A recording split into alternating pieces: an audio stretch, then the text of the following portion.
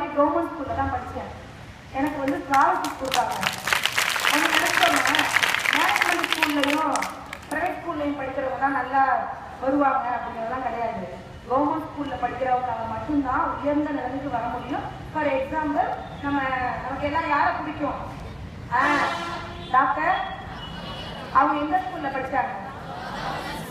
அவங்க மட்டும் இல்லை, சாதிக்க 75% கவர்மெண்ட் ஸ்கூலில் தான் படிச்சிருக்காங்க.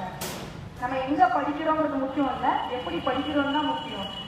இந்த மாவட்டத்தில் வந்து மெட்ரிகுலேஷன்லையும் சிபிஎஸ்சி அந்த ஸ்கூலில் இருக்க அந்த சதவிகிதம், பாஸ் ஆன சதவீதத்தை விட கவர்மெண்ட் ஸ்கூல்லேருந்து படித்து பாஸ் ஆன சதவீதம் தான் அதிகம். புள்ளி விவரம் சொல்லுது.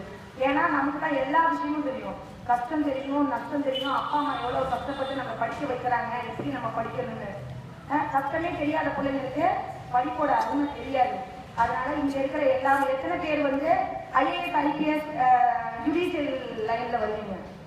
ஐயா மாதிரி எத்தனை பேர் வருவீங்க? என்னை விட பெரிய ஆசிரியர் எத்தனை பேர் வருவீங்க? மேடமோட பெரிய ஆசிரியர் எத்தனை பேர் வருவீங்க?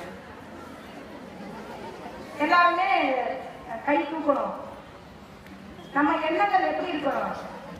உள்ளுவதெல்லாம் உயர்வுள்ளல் அப்படின்னு இருக்காங்க. சொன்னதுக்கு அப்புறம் கை தூக்குனவங்க எல்லாம் கீழே வச்சிருக்கேன். மனசுக்குள்ள இந்த நிறைய விதைச்சுக்கணும். நம்ம உள்ளுவதெல்லாம் உயர்வுள்ளல். நாம நினைக்கிற விஷயம் உயர்ந்த லட்சியமா இருக்கணும், உயர்ந்த இலக்கை நோக்கி இருக்கணும். எரிவது கல்லாயினும்